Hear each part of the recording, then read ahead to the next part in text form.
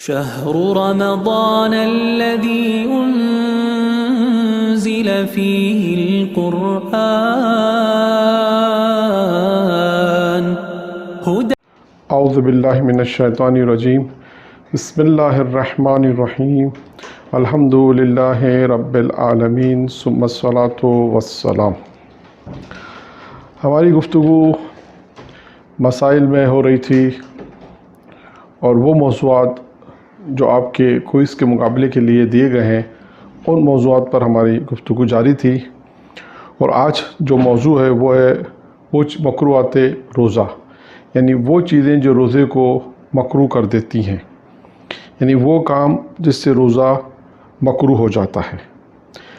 یہ فہرست دی گئی ہے توضیح مسائل میں مسئلہ نمبر 1629 میں 10 چیزیں انہوں نے بیان کی ہے۔ ہم آپ کے سامنے مختصراً 3-4 چیزوں کا ذکر کریں گے، باقی آپ توضیح مسائل سے مطالعہ کر لیجیے گا۔ وہ چیزیں جو روزے کو مکروہ کرتی ہیں، نمبر 1 آنکھ میں دوا ڈالنا اور سرما لگانا جبکہ اس کا مزہ یا بو حلق تک پہنچے، اس سے کوئی فرق نہیں پڑتا۔ یعنی اگر جو دوا آنکھ میں ڈالی جا رہی ہے یا سرما لگایا جا رہا ہے جبکہ اس کا مزہ، یعنی یقیناً یہ دوا کی گفتگو ہے کہ سرمے میں تو یہ مسئلہ نہیں آئے گا، یعنی آنکھ میں جو دوا ڈالی جائے گی، اور اگر سرما بھی لگاتے ہیں جبکہ اس کا مزہ یا بو اگر حلق تک پہنچے تب بھی کوئی فرق نہیں پڑتا۔ ایسا کام کرنا جو کمزوری کا باعث ہو، مثلا خون وغیرہ دینا، خوشبودار جڑی بوٹیوں کا سونگھنا، اور نمبر 4 ہے جو لباس پہن رکھا ہو اس کو ترک کرنا۔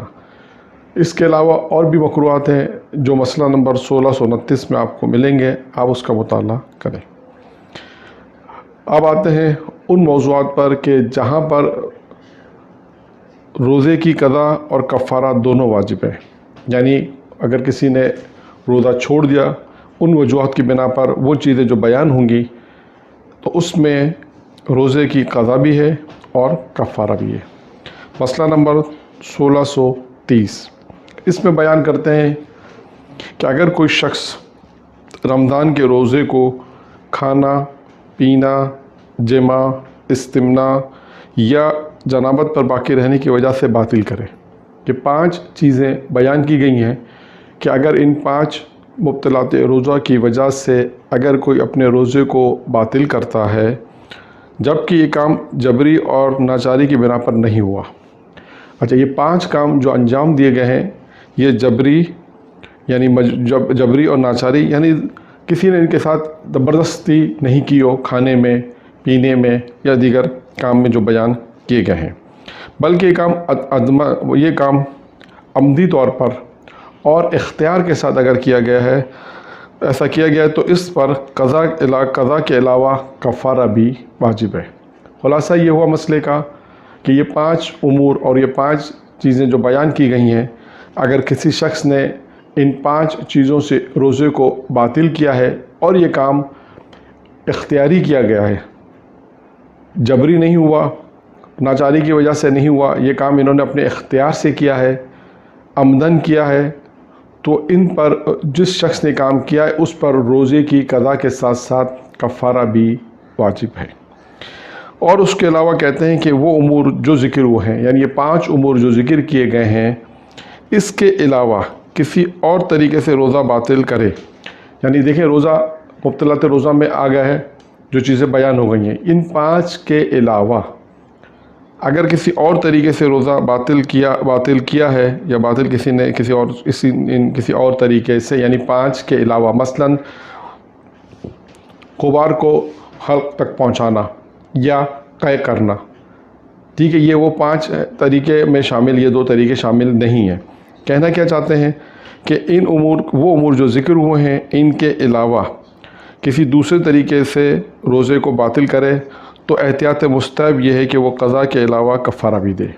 یعنی یہ 5 طریقے اگر بیان کیے گئے ہیں تو اس میں کیا ہے کہ روزے کے ساتھ کفارہ واجب ہے، اور ان 5 کے علاوہ کسی اور طریقے سے روزہ باطل کیا گیا ہے تو اس میں احتیاط مستحب یہ ہے کہ روزے کی قضا کے ساتھ جو ہے وہ کفارہ بھی دے۔ یہ احتیاط مستحب ہے کسی اور طریقے سے روزے کو باطل کرنا، ان 5 کے علاوہ۔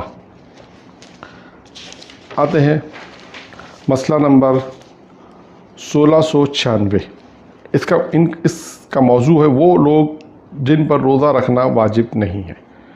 اب دیکھیے وہ کون سے افراد ہیں کہ جن پہ روزہ رکھنا واجب نہیں ہے۔ مسئلہ نمبر 1696، جو شخص بڑھاپے کی وجہ سے روزہ نہ رکھ سکتا ہو، یعنی ایک شخص ہے جس کی عمر بہت زیادہ ہو گئی ہے، بڑھاپے کی وجہ سے روزہ نہیں رکھ سکتا، یا روزہ رکھنا اس کے لیے شدید تکلیف کا باعث ہو۔ پہلی صورت بڑھاپے کی وجہ سے، دوسری صورت یا روزہ رکھنا اس کے لیے شدید تکلیف کا باعث ہو، اس پر روزہ رکھنا واجب نہیں ہے۔ لیکن دوسری صورت میں ضروری کہ ہر روزے کے عوض ایک مطعم یعنی گندم یا جو یا روٹی یا اس سے ملتی جلتی کوئی چیز فقیر کو دے۔ دوبارہ میں مسئلہ پڑھ دیتا ہوں۔ جو شخص بڑھاپے کی وجہ سے روزہ نہ رکھ سکتا ہو یا روزہ رکھنا اس کے لیے شدید تکلیف کا باعث ہو، اس صورت میں کہتے ہیں کہ اس پر روزہ رکھنا واجب نہیں ہے۔ لیکن دوسری صورت میں ضروری ہے کہ ہر روزے کے عوض ایک مطعم یعنی گندم یا جو یا روٹی یا اس سے ملتی جلتی چیزیں جو ہیں وہ فقیر کو دے۔ ایک مطعم سے کیا مراد ہے؟ ایک مطعم یعنی 3 پاؤ ہونا چاہیے۔ ایک مطعم یعنی 3 پاؤ گندم ہو یا جو ہو یا روٹی۔ مسئلہ نمبر 1667، اگر گندم دے رہا ہے، جو دے رہا ہے تو یہ 3 پاؤ ہونا چاہیے۔ یہ مسئلہ نمبر 1696 مکمل ہوگا۔ اب آتے ہیں مسئلہ نمبر 1697 پر۔ مسئلہ نمبر 1697، جو شخص بڑھاپے کی وجہ سے رمضان کے روزے